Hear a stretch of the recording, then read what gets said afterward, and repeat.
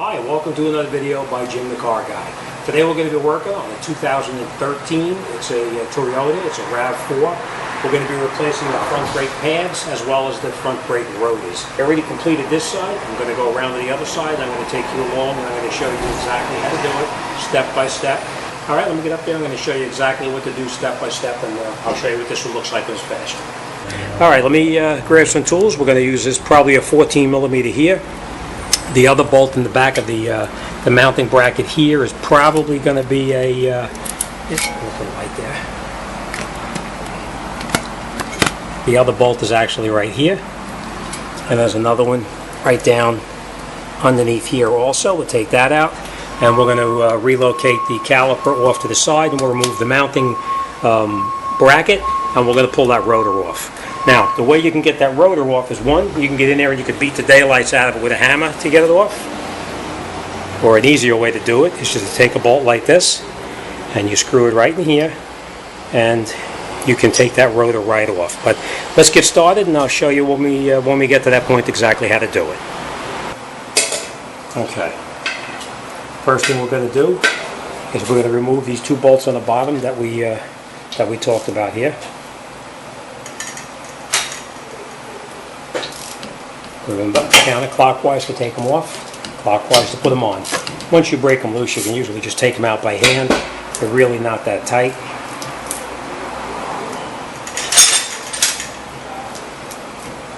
Don't lose them because you're going to need to reuse these later on. Then what we do is you take your caliper. You never leave the caliper hanging by the brake hose itself. You take a hanger like this and just secure it up and out of the way, so that it's not hanging on this hose. I got a couple emails from people saying that, oh, you can leave it hanging by the hose because the hose can hold 2,000 or 3,000 pounds of pressure per square inch. Read any manual, it's going to tell you the same thing. Support the caliper and don't let the hose hang. So that's following proper procedure, but of course you got a lot of people that try to shortcut things. All right, we're going to take out these two bolts in the back here that we previously we saw. Same thing up here. Now obviously if you have air, you can take it off with an air gun, but I'm just showing you how to do it without the air gun, because if you're doing it on the street or in your garage at home, you're not going to have an air gun to do this. So you can do everything that I'm doing here, you can do by hand. Now, we did talk about these before. We're going to lubricate these later on, but I'm going to show you over on the workbench exactly how to do that. All right, next thing we're going to do is and we talked about putting that bolt into it. Screw it into the rotor, and you can take the rotor off. And you just tighten it up, and it'll pull off. Now, if you don't have a bolt, it doesn't really matter. You could take your friendly mechanic's tool here and just beat the heck out of the back of the rotor. We're going to be changing it anyway, but that's always an option too. So the way I always do it is, instead of knocking myself out, just screw a screw in here, and you'll see how easily it pops right off.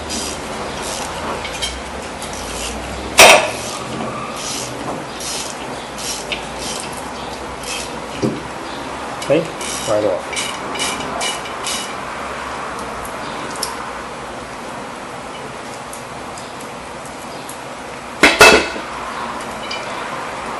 Take our rotor off the car. And what I'm going to do is I'm going to clean up the face of this, where the rotor is going to mount onto a piece of the hub bearing here. We're going to clean this up here so it's nice and clean. We're going to clean it up with a disc. You can clean it with a scraper or sandpaper, whatever you have. Make sure that this surface here is nice and clean. So let me clean this off, and we'll come back and we're going to wrap this job up.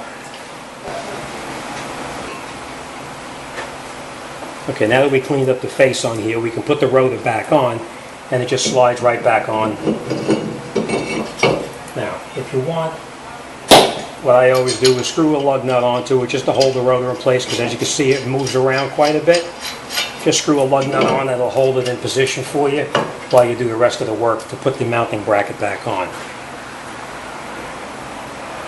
Now what we're going to do is we're going to take off these brake pads here. You just tap them and they come right out.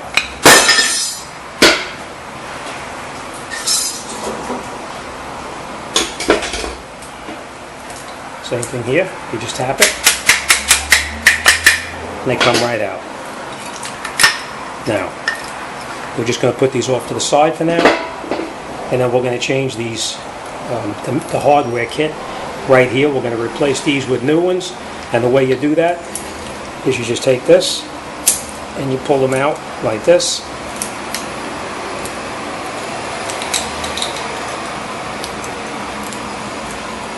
As you can see, they're pretty rusty. We're just going to take these off here, and then we're going to put the new ones back on. So we're going to take these off, we'll switch them back over, and we'll get this job wrapped up and get it out the door.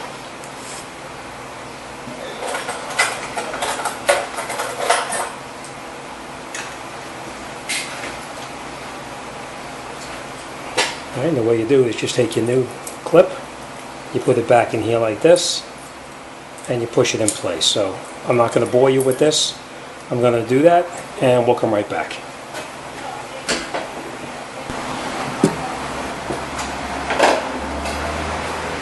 Okay, and this is what it looks like after you put the clips in. They just push right inside there, so you can't make a mistake. Next thing we're going to do is we're going to take the brake pad, and I'm going to show you how we do that. Now, this was the brake pad that came off the outer part of the caliper right here, and as you can see, the clip is right up on the top. Make sure you put the clip back on the top in the same position here, and you're going to do the same thing on the other brake pad too. This is the other brake pad, and as you can see, it's on the top of the other brake pad also. All right, next thing we're going to do is we're going to take our caliper and we're going to lubricate everything that the brake pad touches. You put a little dab of grease like this. Everywhere that the brake pad touches, you lubricate. Makes it a lot easier, and the slide's nice and easy. Right? Next thing we're going to do is we're going to take out these slide pins right here. We're going to do these one at a time, and the reason we're going to do them one at a time is because they are two different ones. So I just pull them both up a little bit like this. Take it out. And then you put some of the brake grease on here like this. Right? Put it back in. Make sure it pushes all the way in, and the boot pops right back into that little seal right there, like that. And as you can see, this pin is different than that pin. The other one had that little washer on it, the rubber O-ring. This one does not. All right, so a little bit of grease on here, and you put it back in here like this. Put it there, and we can start to put it back together. Now, remember we talked about putting the brake pad back in.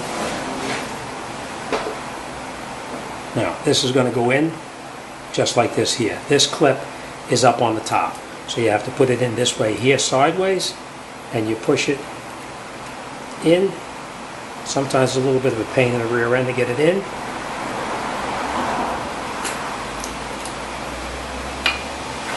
Alright, once you've got both of these brake pads in here, like this, now these are a pain in the rear end to get in, so you do have to play around a little bit to get them in there, and then you put it over the top like this, squeeze your pads together so they don't pop out, and then you put your two bolts that hold the caliper mounting bracket back onto the vehicle.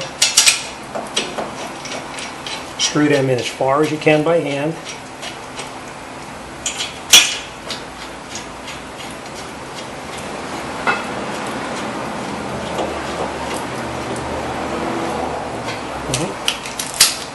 And you tighten them up. Nice and tight.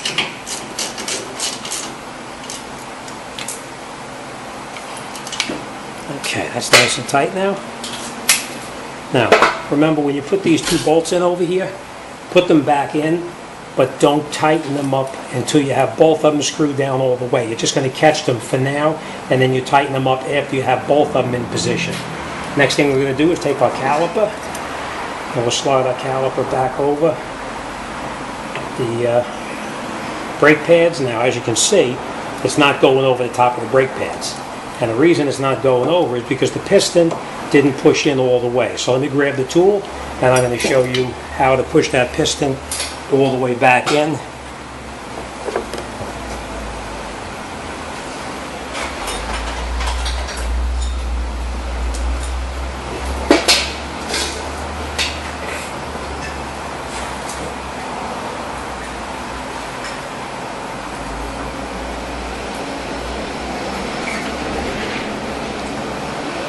What you do is you just put a brake pad in here like this,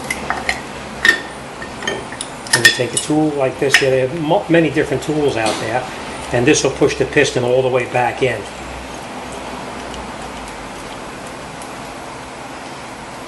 And just turn it in, and the piston pushes all the way back in and recesses back into the bore as far as it's supposed to go.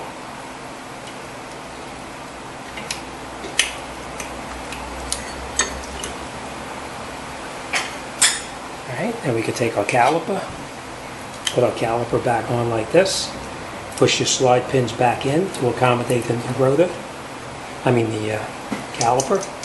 Then you catch both bolts by hand. Don't tighten them up yet. You want to make sure they're both caught.